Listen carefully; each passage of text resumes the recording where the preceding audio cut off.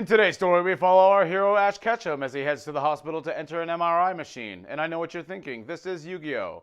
Trust me, I know.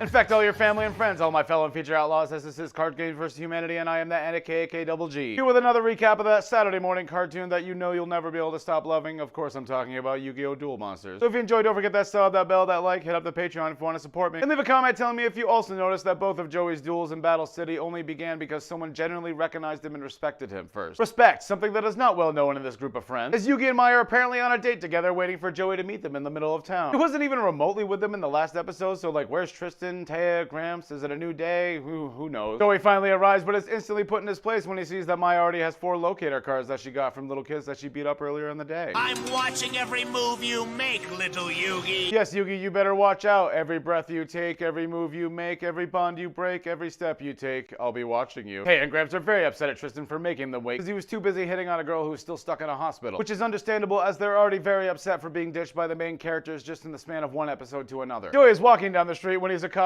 by this small boy with blue hair that honestly reminds me of the Pringles guy's mustache. He asks our hero for an autograph, activating the one-liner code that causes our hero Wheeler to short circuit, aka Joey plus respect equals does not compute. The small boy asks Joey if he can hold his duel disc for a few moments so he can know what it's like to feel like a true duelist. Luckily, Joey is blinded by fame and fortune right now and hands it over to the small child. Oh wait, oh wow, he's already gone, isn't he? That's your back, man. What's the rush? You can't just frame skip down a balcony, jump off a set of stairs, and land 20 feet below within 2 to 3 seconds. You can't just ignore physics, Tristan. I don't know what you're doing. They corner the kid on this bench as he admits to his wrongdoing, claiming that all he wanted to do was compete in the Battle City tournament before his deck was stolen by someone. He had bug eyes and a head like a blue beetle. Bulma? Hey, Tristan and Joey's friendship is so strong that it apparently allows them to combine their thought bubbles together, deducing that it must have been the dastardly Weevil that concocted this plan. The kid heads down this alleyway, revealing that he was working for Weevil the entire time just to try to get this rare bug card that's actually not rare and everyone already has it. I'm not gonna lie, I don't even want to fucking know what that sticky stuff was. Oh look, it's Serenity chilling at the hospital looking out the window. Oh wait. The nurse comes in and says some little bitch is running around the hallways because he's terminally ill and he's scared to end his life. What a coward. Turns out she lied to the nurse and the small boy was in the room hiding the entire time. A small boy with a certain voice you may recognize. You knew I was here? Jesus Christ, they didn't even try to hide it, did they? Like, Pokemon would have been running during this time too. At least change it up a little? Our heroes meet the dastardly Weevil in the middle of this random part, just naturally ready to beat the shit out of him for making him reveal his superpowers. But just then, Joey tells his friend to back off and challenges Weevil to a duel instead. In a move the gang considers too risky, Joey offers to put up 2 locator cards against Weevil's 2, making this a sudden death match for both and making me wonder why didn't Weevil just start stealing locator cards to begin with. Within seconds, the duel already begins and Joey is summoning the swordsman of bare noises and laying a back row. This might be the fastest start to a duel I've seen in the entire series, and it just leaves me with one question. How the hell do they decide who goes first? I've never once seen a coin flip. Weevil's first turn is a simple one, summoning the flying Kamakiri and attacking Joey's monster right away. Luckily, Joey hasn't forgotten how to cheat, activating shield and sword, robbing both monsters' attack and defense and allowing the tiny-ass gnome to come out victorious. Pay no attention to the fact that it would have been so freaking easy for Weevil to just summon a monster with more than 1200 attack. That's not a lot. Back to Joey, he draws the almighty Jinzo, summoning it to the field immediately and destroying Weevil's remaining insect. And because this duel is very exciting, Weevil counters by just laying another monster face down before it's destroyed immediately by Joey. At this point, I'm not even really sure if they're turn skipping or they just have no other cards to use whatsoever.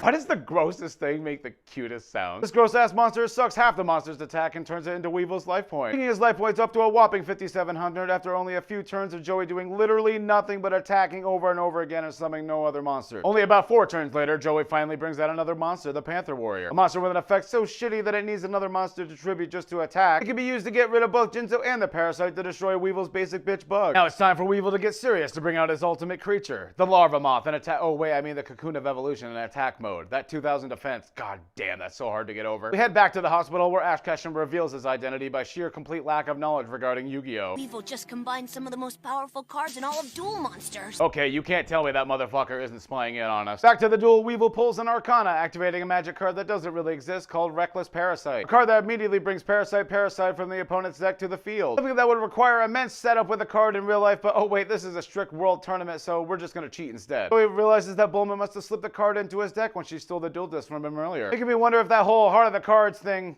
you know, doesn't really always pan out, does it? So he can't even tribute his monsters, an effect that wouldn't be broken at all in earlier Yu-Gi-Oh days, forcing him to summon the little Wingard to further build up his defenses towards the impending perfectly ultimate Super Saiyan Ultimate Mega Ultra Great Mon. Luckily, our hero realizes that Weevil is a total dipshit and left his cocoon in attack mode, which naturally leaves it wide open for the Wingard's Sword Strike. Oh wait, silly me, this is Battle City, where sometimes the magic cards are quick play and sometimes they're not, so here's Insect Bearer to stop all your attacks. Joey, you've got to stay calm and believe in your deck! Joey, you must stay calm! Please don't let the high volume of my voice distract you from my message. You must stay calm just as I am doing so right now. It's Weevil's turn and he summons the most devastating monster of all time, the Leghoul, capable of bypassing Joey's monsters and attacking his life points directly. And I gotta say, out of all the direct monster attacks in the game, a giant caterpillar with pincers just biting my thigh over and over again would just piss me right the hell off. 2 turns, and you still can't attack me. I gotta pass again! Okay, you know your writers are getting lazy when they literally have a montage in the middle of the duel that explains about half of it in about 5 seconds. Like, you literally make up cards on the spot whenever you choose, so just make it more exciting. Joey holds up his hand in this pose for way too long, telling Tristan to calm down, bro, I got this, before summoning Alligator's sword in preparation for Weevil's great beast to come. The episode ends with the birth of my greatest rival, a giant frickin' moth. No, seriously. Fuck moth. Well, that's it for this week's episode. I want to thank you all for watching, and of course a shout out to all my patrons. If you hate moths as much as I do, then just know your next month's payment is on me, but if you like them, you have to pay double. This has been Man from Earth with all the girls, ladies and gentlemen. Be the character you know you're worth. See you Monday. This gross-ass monster sucks half the monster's attack and turns into... This might be the quickest a duel has ever begun in the... So if you enjoyed, don't forget that sub, that bell, that like, hit up the Patreon. Really? Fucking updates? You want to go?